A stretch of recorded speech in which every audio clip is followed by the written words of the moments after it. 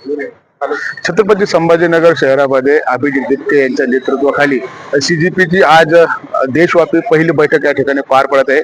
आज या बैठकीमध्ये त्यांच्या देशभरातील जे काही कोर कमिटीचे सदस्य आहेत या बैठकीमध्ये हजर झालेले आहे। मात्र या बैठकी दरम्यान एक महिला या ठिकाणी आलेली आहे।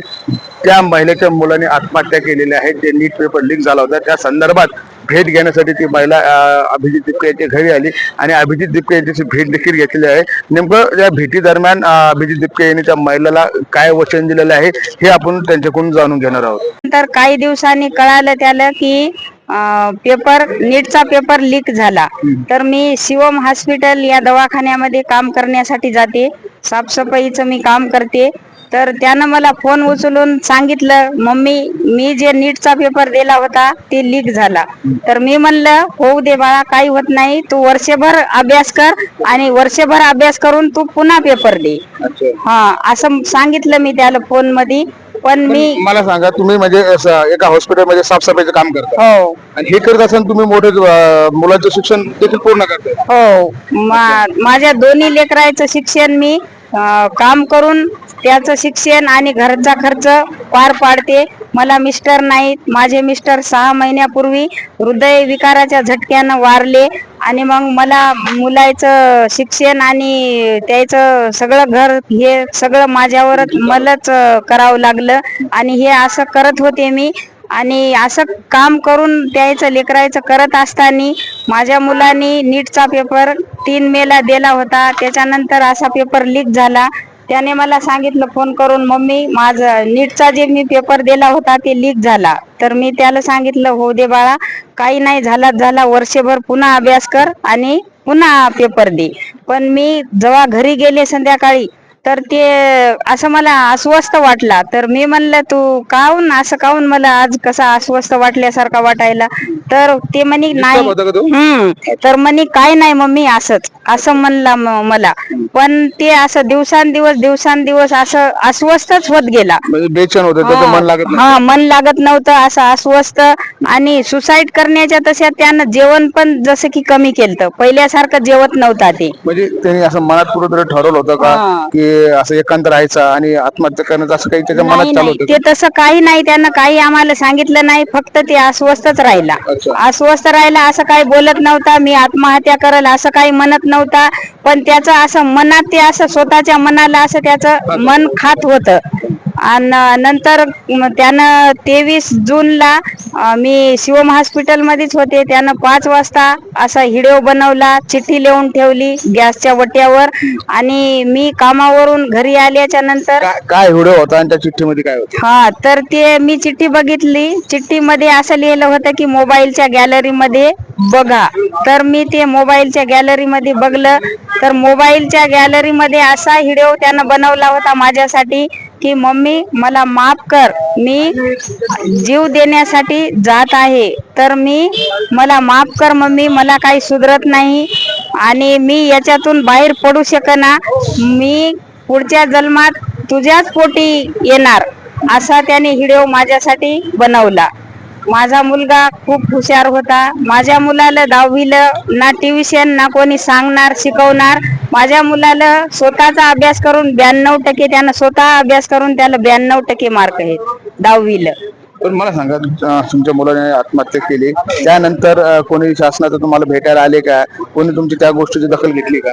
आमच्या घरी शासनाचा कोणीही माणूस आला नाही। आमच्या घरी पाचपुते सर आणि असे 1-2 पत्रकार आले होते आणि त्यानं आमची बातमी नेली 1-2 पत्रकारांनी, आणि पाचपुते सर हे आले होते। शासनाचा माणूस कोणीही आमच्या घरी आला नाही। बरं, आज तुम्ही अभिजित दिपकेच्या भेटीसाठी आले होते, तुम्ही भेट देखील घेतली, काय तुम्हाला वचन काय दिलं अभिजित भाऊला आम्ही भेटलो, अभिजित भाऊचं आमचं बोलणं झालं। अभिजित भाऊ म्हणले की जसं मी आतापर्यंत नीटच्या मुलासाठी लढत आलो तसंच इथून पुढे बी लढणार आणि तुमच्या मुलाला मी न्याय मिळवून देणार। आणि तुमच्याच काय बाकीच्या जे बी मुलांनी सुसाईड केलं त्याला पण न्याय मिळवून देणार आणि जे असे आहेत त्याला बी न्याय मिळवून देणार असं अभिजित भाऊनं आम्हाला आश्वासन दिलं. तर ज्या वेळेस तुम्ही म्हणताय की तुम्ही हॉस्पिटलमध्ये कामाला गेल्या होत्या, तुमच्या मुलांनी तो भावनिक व्हिडिओ होता, तो व्हिडिओ बनवून ठेवला होता, तर तुम्ही व्हिडिओ बघितला तो? हो, मी व्हिडिओ बघितला ना.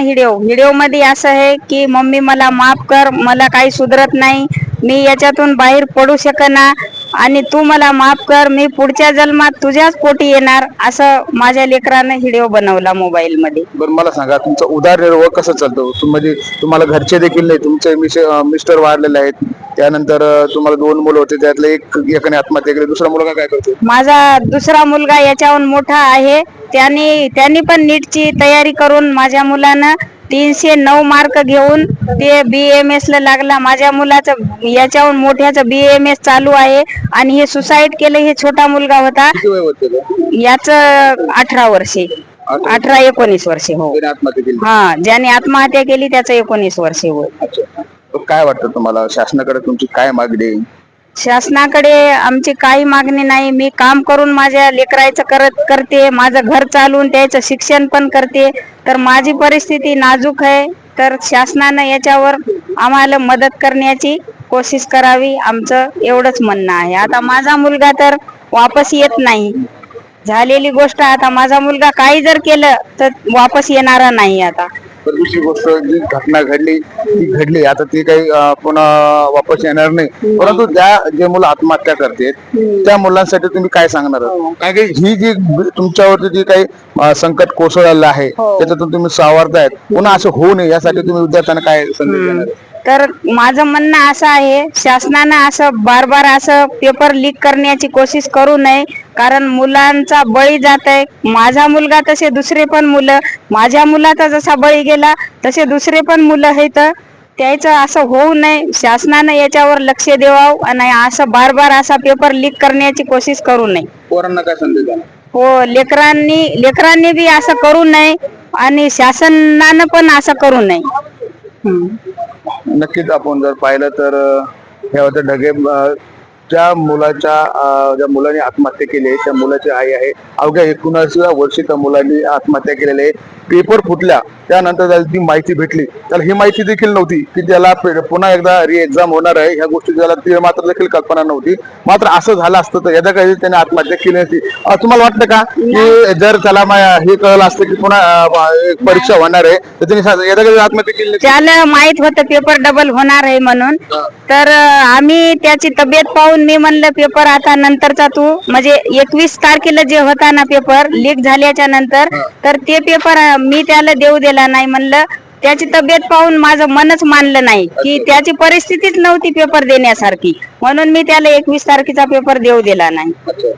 लीक झाल्यानं ते असा अस्वस्थ झाला आणि त्याच्यात त्या डिस्प्रेशन मध्ये गेला. त्याची परिस्थिती नव्हती 21 तारखेचा पेपर देण्याची, म्हणून मी त्याला 21 तारखेचा पेपर देऊ दिला नाही. नक्कीच आपण पाहिलं ह्या हिंगोलीची महिला आहे, ज्या महिलेच्या मुलांनी नीट पेपर लीक झाल्यानंतर मात्र निराशापोटी घरामध्ये त्यांनी आत्महत्या केलेली आहे. आणि तो एक भावनिक असा व्हिडिओ बनवून ठेवला की आई पुन्हा मी एकदा तुझ्याच पोटी जन्माला घेऊन येणार आहे आणि पुन्हा जे काही त्यांचे स्वप्न आहे ते स्वप्न साकार करण्याचा प्रयत्न करा, असं वक्तव्य, भावनिक वक्तव्य मात्र या महिलेने केलं आहे. काय प्रशासन या महिलेकडं जे काही भावना आहे त्याकडे पाहून जे काही CGPच्या नेत्यांना जे काही वचने दिलेले आहेत, त्यांनी जे काही मागणी केल्या होत्या 1-1 कोटी रुपये ज्या विद्यार्थ्यांनी आत्महत्या केली आहे त्यांना देण्यात यावं, यामध्ये यांचा देखील नंबर लागणार आहे, यांचे देखील तुम्ही या लिस्ट मध्ये यांचे देखील नाव टाकण्यात येणार आहे. परंतु सरकार किती गांभीर्याने घेते हे देखील पाहणं तेवढंच महत्त्वाचं ठरणार आहे. संजय आयरे, LS मराठी, छत्रपती संभाजीनगर.